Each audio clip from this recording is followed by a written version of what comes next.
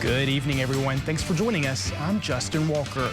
Well, today, hundreds gathered near Duncan Park in Lexington with one mission: ending gun violence once and for all. It was all part of an annual walk to honor victims. Here's more in our top story at 6:30.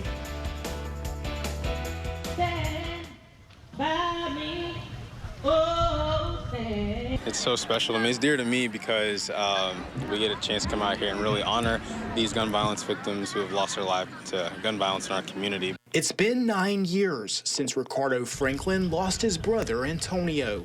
His life cut short by an act of gun violence in Duncan Park. Being able to come out here and really remember Tony for who he was. It's in the same park that Ricardo's mother, Anita Franklin, began the Antonio Franklin Jr. Violence Intervention Project Peace Walk, partnering with community organizations to shine a light on gun violence and to remember her son. Anita passed away in 2020, but her legacy lives on as each year more and more people come out. People from different communities all over Lexington, surrounding states, etc. So just being out here with everyone is just heartwarming to me. The event, a way to bring families together and support. Pierre Swain lost his older brother Pietro in 2021, shot and killed across the street from Duncan Park. Energy always filled the room. He was always just such a positive, bright light. Always. Couldn't be sad around him, that was for sure. No one has been arrested in connection with the shooting. I want justice, but I also want change. I loved my brother. He did not deserve to be killed, and this is a way that we can keep his name alive and also bring awareness to Lexington gun violence. So far in 2023, there have been 3 gun-related homicides and at least 25 shooting investigations, according to Lexington Police. The numbers have decreased compared to previous years, but Ricardo says the fight isn't over yet. There's still work to be done. We just got to keep on working together. And my mom's saying was, let's get better and do it together. And it will take everyone. So I think events like this are just so important. The event, featuring a community-wide resource fair, kids' activities, arts and crafts, and speakers, as people come together to remember the lives lost. Well, a Lexington man has now been identified as the victim in Thursday's deadly shooting. The Fayette County Coroner's Office says 43-year-old Tamonte Harris died from gunshot wounds. Police say officers responded to the 400 block of Chestnut Street Thursday night just before 10. They found 2 people shot. A woman was taken to the hospital with what was described as life-threatening injuries. On Friday, police arrested and charged Corey Jackson with murder, assault, and possession of a handgun by a convicted felon. Jackson is being held at the Fayette County Detention Center.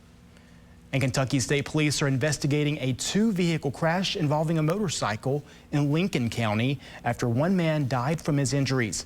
KSP says the crash happened on John Sims Highway just before 7:30 this morning. KSP says a Harley-Davidson motorcycle driven by 40-year-old Donnie Rains crossed the center line and hit another vehicle head-on. The Lincoln County coroner says Rains died on scene. The other driver was taken to the hospital with non-life-threatening injuries.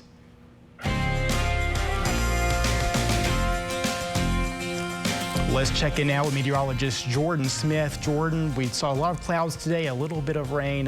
What's in store for our night? Yeah, well, we have some frosty conditions that are on the way with a frost advisory newly issued that'll run through Sunday morning. So we have to get past a few cold mornings before we can start to see a little bit better of temperatures on the way by midweek. But again, these scattered showers are moving across the area. Some of these have even produced some very small hail within these, as we have that very cold layer of air just aloft the atmosphere, allowing for these to happen. Here in the Lexington Metro is seeing some very light showers here across the area. That is continuing down.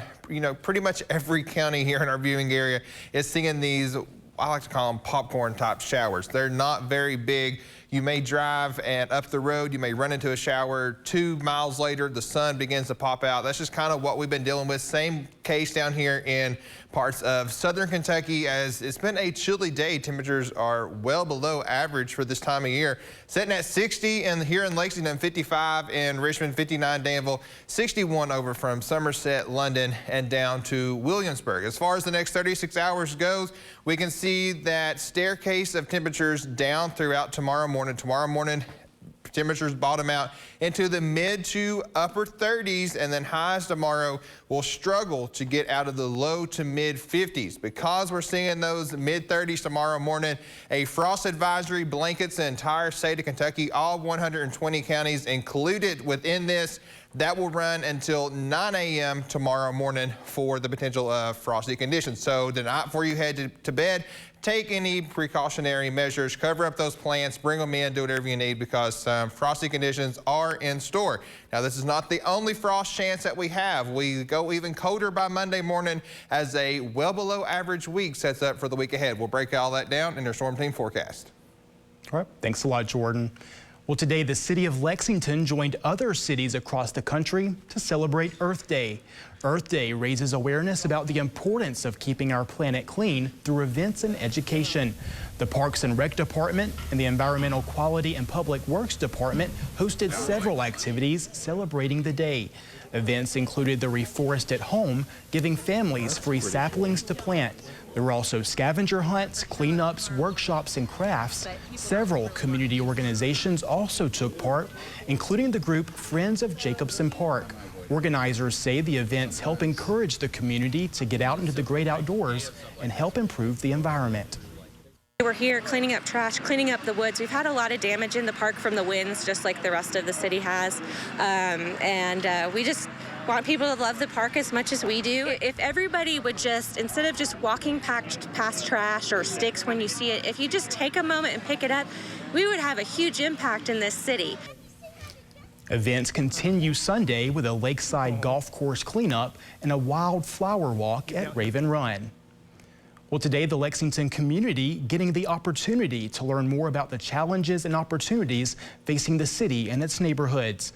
It was all part of Mayor Linda Gordon's annual Mayor Neighborhood Summit. The event was held at the Lexington Senior Center on Life Lane. The summit included breakout sessions featuring the topics of police technology, parks and public space, and a public art collaborative art program. Mayor Gordon says the event provided a great way for people to connect and learn about the ongoing work of city government. The goal, of course, is education, but it's also interaction. People go sit at a table and they meet new people from a different neighborhood. We have had wonderful things occur from these, including neighborhood partnerships from one district to another district where they have a similar issue and they work on it together. This is the 5th citywide summit Mayor Gordon has held.